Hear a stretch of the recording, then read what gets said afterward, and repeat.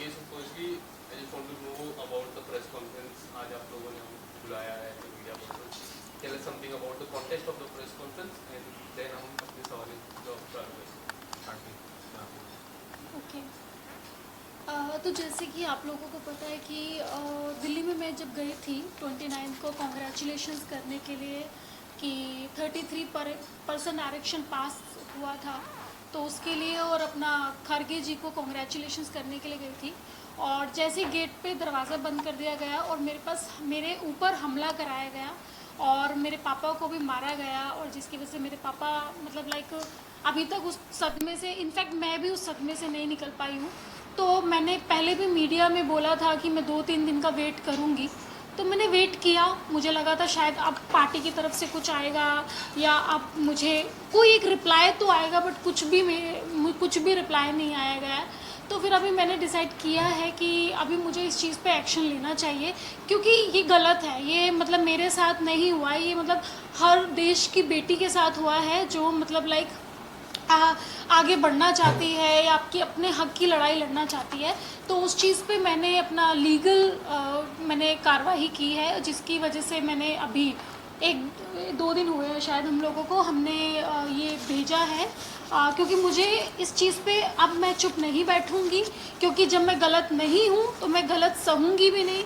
और जिसने ये किया है, और मैं चाहती हूँ, मैं इनफैक्ट प्रेजेंट गवर्नमेंट से भी चाहती हूँ और अपनी कांग्रेस पार्टी से भी चाहती हूँ कि उस व्यक्ति का पता लगाया जाए, क्योंकि मुझे वो व्यक्ति पता है. आप लोग अपनी चीज़ों से पता लगाए, और जिसकी वजह से मैंने प्राइम मिनिस्टर ऑफ इंडिया को भी भेजा है अपनी प्रोटेक्शन के लिए, और the home minister of India को भी भेजा हुआ है, और the minister of information and broadcasting को भी भेजा गया है, and national commission of schedule caste को भी भेजा है. ये सब लोगों को मैंने भेजा है, क्योंकि मुझे ऐसा लगता है कि जब इन लोगों ने ऑन रोड मेरे पे हमला कराया गया है, तो अगर मैं FIR करवाने के लिए जाती हूँ तो पता नहीं ये लोग मेरे पे क्या करा दे. तो मैं सरकार से यही दरख्वास्त करती हूँ, महाराष्ट्र गवर्नमेंट से और दिल्ली गवर्नमेंट से और यहाँ तक कि प्रेजेंट गवर्नमेंट से, कि मुझे सिक्योरिटी प्रोवाइड की जाए, जिससे कि मैं सही से अपनी FIR दर्ज करा दूँ, जिसकी वजह से उन लोगों को सज़ा मिले जिन्होंने मेरे साथ ये हमला करवाया है. इनफैक्ट मुझे एक बात समझ में नहीं आती कि ये सब चीज़ें कराने के बाद उल्टा ही मुझे पार्टी से निकाल दिया गया है, और वो भी जो लेटर आप लोगों ने देखा होगा सोशल मीडिया पे.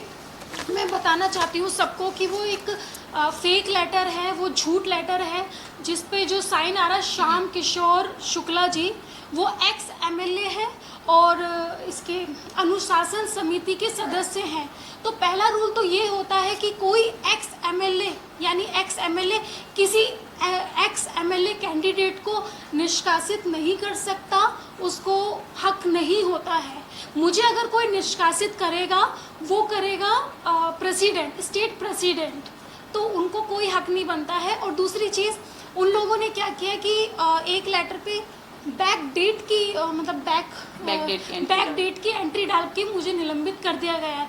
तो ये भी उन लोगों ने पूरे देश में ये झूठा खेल जो लोग खेल रहे हैं, उस चीज़ को भी मैं सामने लेके आऊँगी कि आपको कोई हक नहीं बनता कि आप बैक डेट की, क्योंकि ना मुझे कोई रिसीविंग हुई है, ना मुझे मेल पे आया है, ना मुझे व्हाट्सएप पे आया है, मुझे कुछ भी नहीं आया है. तो आगे का ये वकील है और यही सारा चीज़ें उनसे सवाल करेंगे.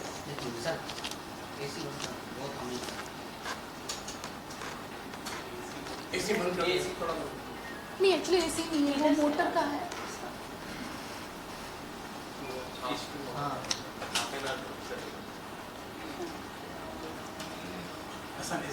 अभी आ रहा है, अभी कम हो गया. अर्चना जी, क्या आपको प्रियंका गांधी जी की तरफ से या कांग्रेस के वरिष्ठ नेताओं से आपको क्या कॉल आया, और एक हमको ये पता चला है कि आपको प्रियंका गांधी ने ब्लॉक किया है आपका नंबर, क्या ये बात सच है? देखिए, मैं दीदी का मेरे पास पर्सनल नंबर था, मैं सच कहती हूँ, मैं ये नहीं बोलती कि वहाँ से मुझे ब्लॉक हुआ है. बट हाँ, जो नंबर मुझे मतलब जो मेरे पास था दीदी का नंबर, वो उस नंबर से मैं ब्लॉक हुई हूँ. बट मुझे डैम श्योर है कि ये दीदी ने नहीं किया है, ये संदीप सिंह ने किया है, क्योंकि मुझे ऐसा लगता है कि वो नंबर आप संदीप सिंह चला रहे हैं. और मैंने उनसे दरख्वास्त की थी कि दीदी प्लीज़ आप इस चीज़ पे एक्शन लीजिए. बट वहाँ से मुझे ब्लॉक हो गया, तो इस चीज़ का मुझे हर्ट हुई हूँ मैं, ऑफ कोर्स हर्ट हुई हूँ, बट मुझे ऐसा लगता है कि वो संदीप सिंह ने ही किया है। ओके अर्चना, सबसे पहले तो ये बताइए कि आपको जब पार्टी से निलंबित किया गया जी, उसके पहले आपको एक शो कॉज नोटिस जो है दिया गया था, 1 हफ्ते के अंदर आपको जाना था, आप नहीं गए। उसके अलावा आपको निलंबित करने का कारण बताया जा रहा है कि जब आप कैंपेनिंग कर रही थी इलेक्शंस के दौरान, उस दौरान आपने कई सारे व्हीकल्स का पेमेंट क्लियर नहीं किया। ये बात सच है?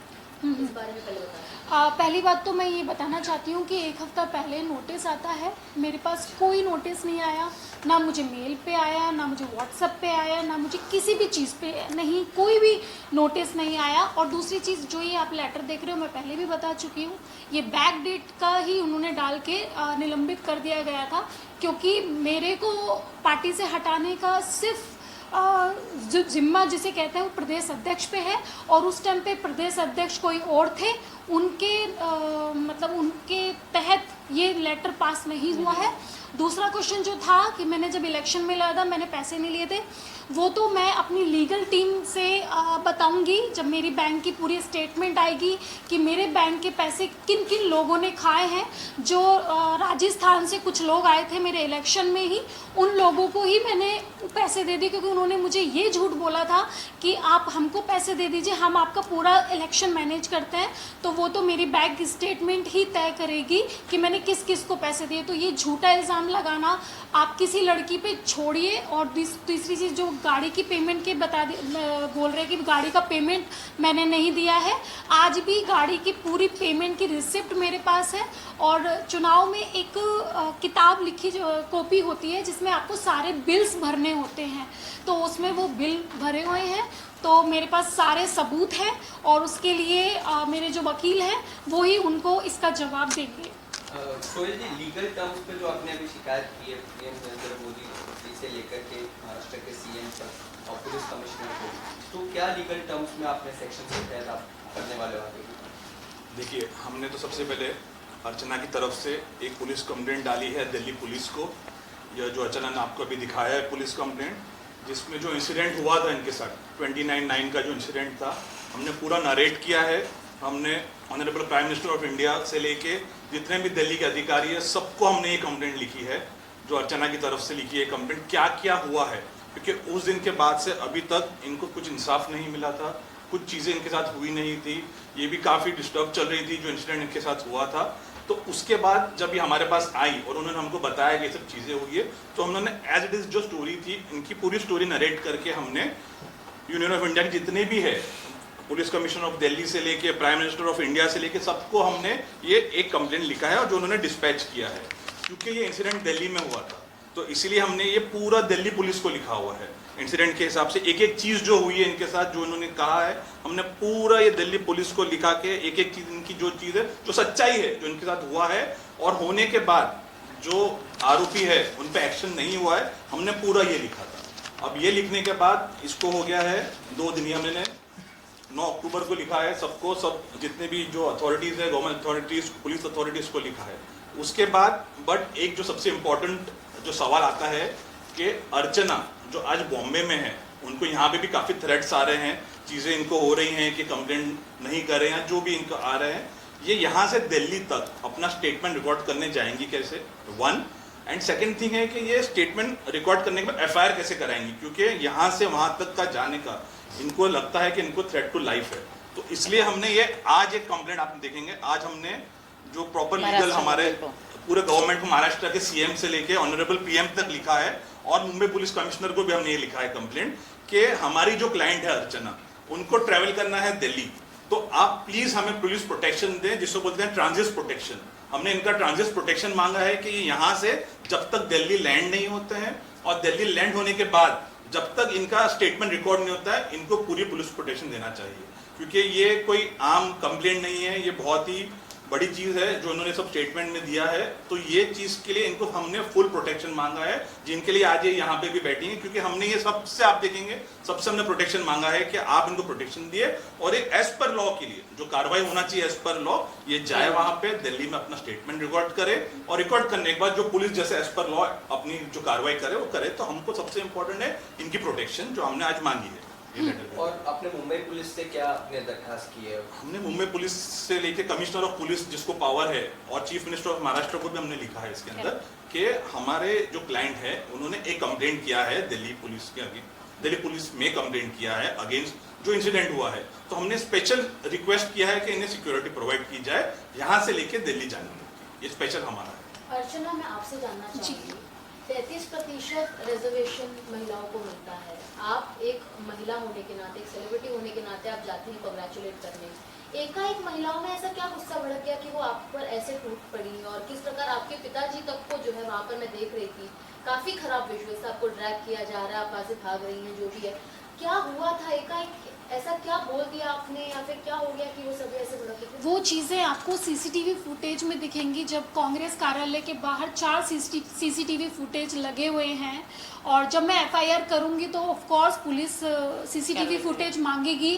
तो जितने भी लोग, ये जो लोग मुझ पे जो लांछन लगा रहे हैं कि मैंने एक बहुत ही गलत तरीके से बर्ताव किया, तो उन लोगों को सामने पूरा असलियत दिख जाएगा और पूरी दुनिया के सामने सच का पता चल जाएगा कि मैं जस्ट, मेरे ड्राइवर के हाथों में बुके था, फ्लावर पोट था, और मैं जस्ट कॉन्ग्रेचुलेशंस करने गई थी। और ऐसा नहीं है, मैंने उनके पीए को, यानी जो संदीप सिंह है, उनका भी कोई पीए है जो कि अभी बैठे हुए हैं, मंत्री बन के बैठे हुए हैं, उनको भी मैंने एक रात पहले यानी 28 तारीख को 10 बजे उनको कॉल करके इन्फॉर्मेशन बोला था कि मैं 12 बजे कॉन्ग्रेचुलेशंस करने जा रही हूँ। तो उसकी भी रिकॉर्डिंग्स मेरे पास है, उसका भी सारे सबूत मेरे पास है। तो जब एफआईआर होगी तब पता चल जाएगा। उनका नाम भी धीरज गुजर है। तो धीरज गुजर को जाने से पहले ही मैंने इन्फॉर्मेशन दे दी थी। तो उन्होंने संदीप सिंह को बोला और संदीप सिंह ने ये एक दिन पहले ही पूरा प्लान बनाया गया। और आपको इतना भी बता दूं, मेरे पास सारी फोटोज़ हैं।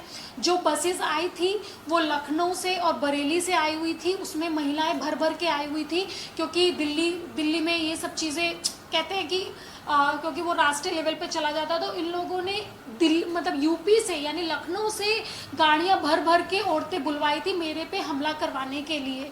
तो ये सब चीज़ें आपको पता चलेंगी जब एफआईआर होगी और पुलिस जब अपनी कार्रवाई करेगी, तब आपको पता चलेगा कि उन लोगों ने मुझे मारने का प्लान किया हुआ था और उनका ये प्लान फेल हो गया।